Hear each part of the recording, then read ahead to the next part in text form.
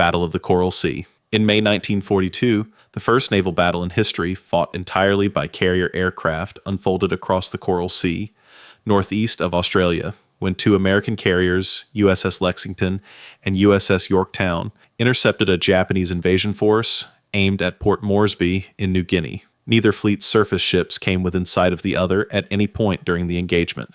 All attacks were delivered by aircraft launched from carriers that were separated by hundreds of miles of open ocean, navigating to targets using position reports from scout aircraft in conditions where the fundamental problem was finding the enemy before he found you. Japan lost the light carrier Shoho, sunk in a matter of minutes by a combined dive bomber and torpedo attack. The American carriers located and struck the Japanese fleet carriers Shikaku and Zukaku, damaging Shokaku heavily enough to keep her out of action for months. Then, Japanese aircraft found Lexington. 2 torpedo hits and 2 bomb strikes left her listing and on fire, but initially under control. Then leaking aviation fuel vapors that had accumulated below decks ignited in a series of secondary explosions that the damage control teams could not stop. Lexington was abandoned and scuttled by a torpedo from an American destroyer. Yorktown was also damaged, but survived. Tactically, Japan had inflicted heavier losses.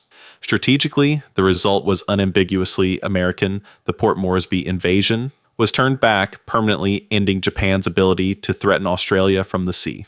The 2 Japanese fleet carriers damaged at Coral Sea were unavailable at Midway 1 month later. Coral Sea was an American tactical defeat that functioned as a strategic victory, the first time in the Pacific War that a major Japanese offensive had been stopped. The USS Lexington was larger and more valuable than the Shoho, and her loss represented a genuine material setback. But Shikaku and Zukaku's absence from Midway 1 month later, caused by damage sustained at Coral Sea, and losses to their air groups may have been the single most consequential consequence of the entire Coral Sea engagement. Battle of Midway. In June 1942, the engagement that turned the entire Pacific War took place over 3 days near the American-held atoll of Midway, 300 miles northwest of Hawaii. Japan's plan was to draw out the remaining American carrier force, destroy it, and establish a defensive perimeter that would make the Pacific unassailable.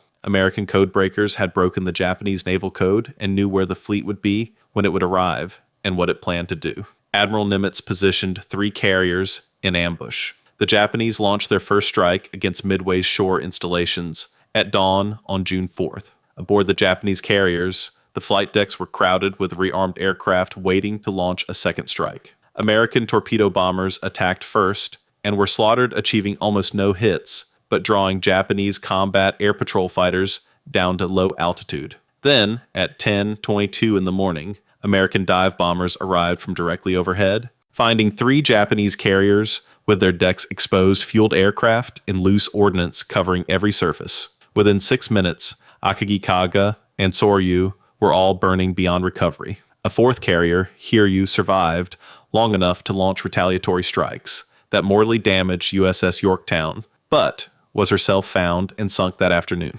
Japan lost all 4 carriers, 48 aircraft, and more than 3,000 men, including an irreplaceable cohort of veteran naval aviators. The United States lost Yorktown and 307 men. Midway is the most consequential carrier battle in history. It destroyed Japan's offensive capability in a single day, ending the era of Japanese expansion in the Pacific and beginning the long American advance toward the Japanese home islands. Admiral Nagumo, the Japanese carrier commander, was told the American carriers were in the area before he launched his strike on Midway and chose to prioritize the second strike on the island over reorienting for an anti-carrier mission. That decision to finish loading his strike aircraft with bombs intended for shore targets rather than torpedoes suited for anti-ship attack left his carriers in their most vulnerable state when American dive bombers arrived overhead. Battle of the Eastern Solomons on August 24th, 1942. The third carrier battle of the Pacific War was fought north of the Santa Isabel Island in the Solomon Islands chain, as Japan attempted to land reinforcements on Guadalcanal, which American forces had seized weeks earlier, and the American carrier force under Admiral Fletcher moved to intercept. The Japanese used a decoy force of a light carrier and screening vessels to draw American aircraft away from the main fleet carriers, Shikaku and Zuikaku, which were holding back, waiting for the American carriers to be engaged. The tactic partially worked. American aircraft found and sank the light carrier Ryujo. But then Japanese strike aircraft from the main carriers found and heavily damaged the American fleet carrier USS Enterprise with 3 bomb hits that killed 74 men and required 2 months of repair. The Japanese also lost 75 aircraft and their experienced crews, a casualty rate among aviators they could not easily replace. The reinforcement convoy the battle was meant to protect was turned back by land-based aircraft from Henderson Field on Guadalcanal. The Eastern Solomons was another engagement that produced no clear tactical winner, but a clear strategic outcome. The Japanese reinforcement mission failed. American control of Guadalcanal's airfield was maintained, and Japan's irreplaceable pool of carrier aviators continued to be ground down at a rate its training pipeline could not sustain. Every carrier battle from Coral Sea onward followed a similar accounting. Japan could replace the physical carriers more easily than she could replace the men who flew from them. Battle of Santa Cruz Islands. On October 26, 1942, the fourth major carrier engagement of the Pacific War took place in the waters north of the Santa Cruz Islands, as both sides sought a decisive fleet action during the height of the Guadalcanal campaign. Japan sent 4 carriers, including Shikaku and Zuikaku, finally both operational again after Coral Sea and Eastern Solomons. The United States had 2 carriers, USS Hornet and a damaged USS Enterprise. Both sides launched their strike aircraft almost simultaneously, the 2 strike packages passing each other in the air, going in opposite directions. American aircraft found and heavily damaged Shikaku with multiple bomb hits and damaged the light carrier Zuiho. Japanese aircraft found Hornet and struck her with bombs, torpedoes, and 2 deliberate suicide crashes by damaged aircraft, whose pilots chose to aim at the carrier rather than try to survive, an early precursor of what would become organized kamikaze tactics. Hornet was abandoned and eventually sunk by Japanese destroyers. Enterprise was also damaged. Japan achieved what looked like a tactical victory. 2 American carriers hit, 1 sunk against no Japanese carriers lost. But the price in aviators was catastrophic. Japan lost 148 aircraft, and most critically, the experienced flight leaders who led the men who had flown since before the war and could not be replaced quickly by training. Enterprise was repaired. American pilot training was producing replacements faster than combat was consuming them. Japan's pilot training was not. Santa Cruz was Japan's last carrier tactical victory of the war, and it cost them the ability to win the war. Battle of the Philippine Sea. On June 19, 1944, the largest carrier battle of the Pacific War was fought in the waters west of the Mariana Islands, where Japan committed 9 carriers in a final attempt to destroy the American Fast Carrier Task Force that was providing air cover for the invasion of Saipan. Japan planned to use land-based aircraft from the Marianas to supplement their carrier aircraft, believing the combined force could overwhelm the American combat air patrol. American submarines and aircraft had largely already destroyed those land-based air groups before the battle began. The Japanese launched their first massive strike. American radar detected it at long range. F-6F Hellcat fighters scrambled to altitude and met the incoming Japanese aircraft before they reached the fleet.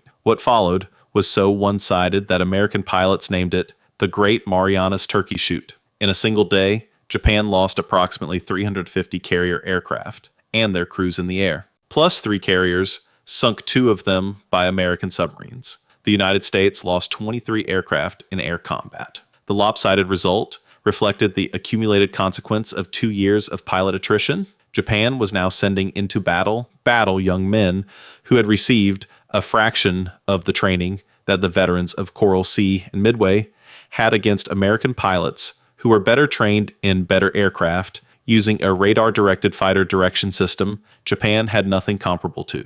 The Battle of the Philippine Sea ended Japan's ability to conduct offensive carrier operations. They had carriers remaining. They no longer had aviators to fly from them. Battle of Leyte Gulf. Carrier action at Samar on October 25, 1944. The most desperate carrier action of the Second World War was fought not by fleet carriers, but by the small escort carriers of Task Unit 77.4.3, known as Taffy 3, when Vice Admiral Kurita's powerful center force of battleships and heavy cruisers emerged from San Bernardino Strait and found itself almost directly on top of the helpless American escort carriers providing air support to the Leyte Gulf Landing Force. The escort carriers, designed for anti-submarine work and air support rather than combat, had no armor and no weapons capable of threatening battleships. They had only their aircraft and the destroyers assigned to escort them. In one of the most asymmetric engagements in naval history,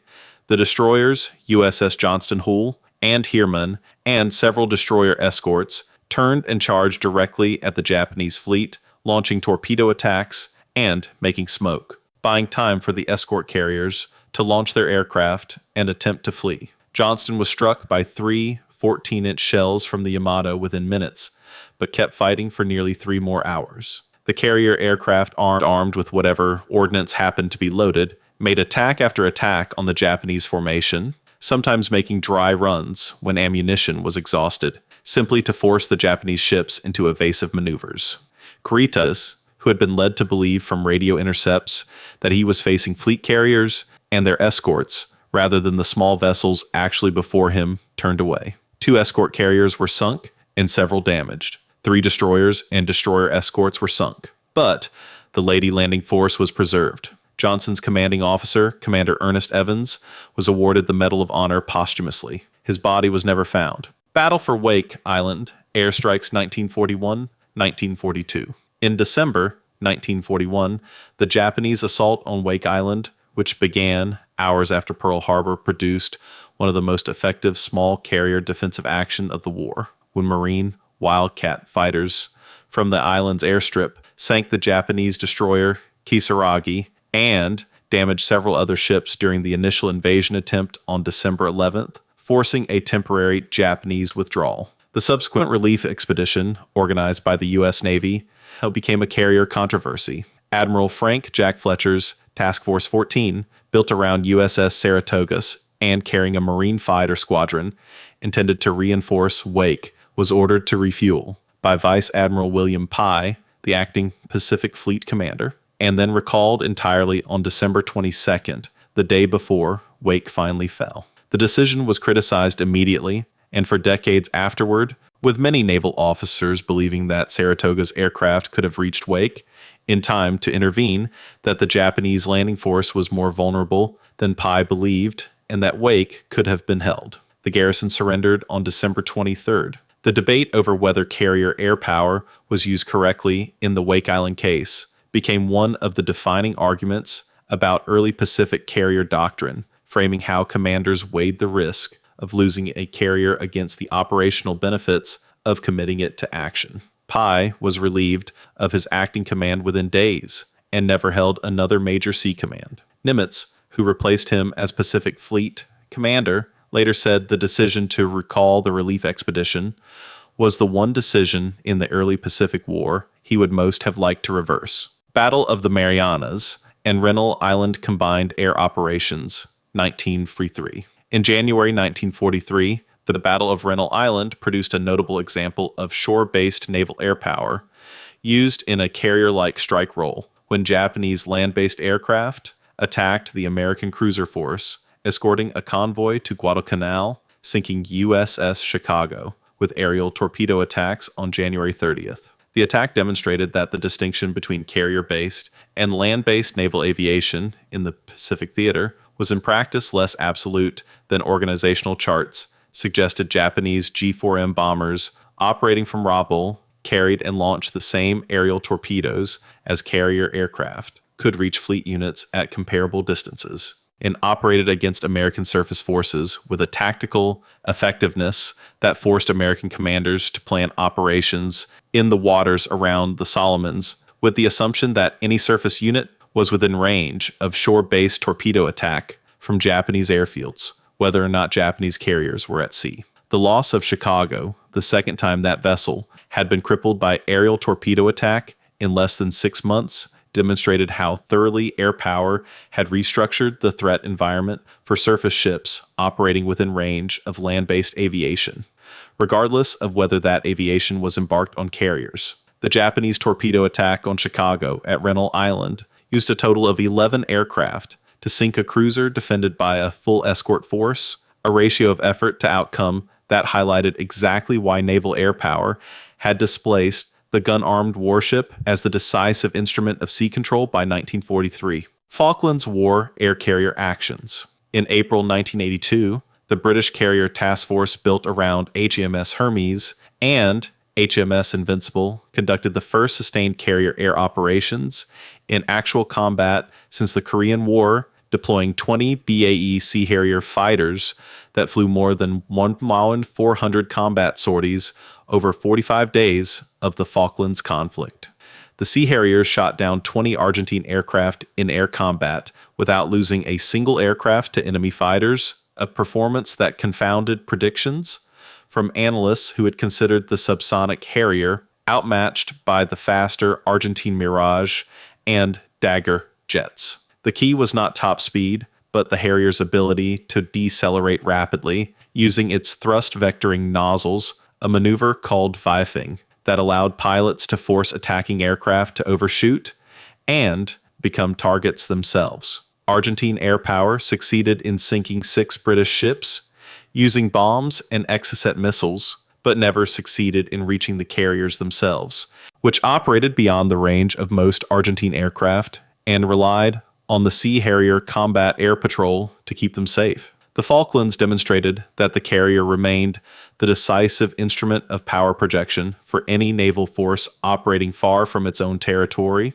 but also that the margin between success and failure in carrier operations without adequate airborne early warning aircraft was dangerously thin. The British had no airborne early warning capability, a deficiency that the loss of HMS Sheffield and Atlantic Conveyor to Exocet missiles flying below radar horizon made devastatingly clear. If you enjoyed this video, subscribe for similar ones and feel free to drop suggestions for the next video in the comments below.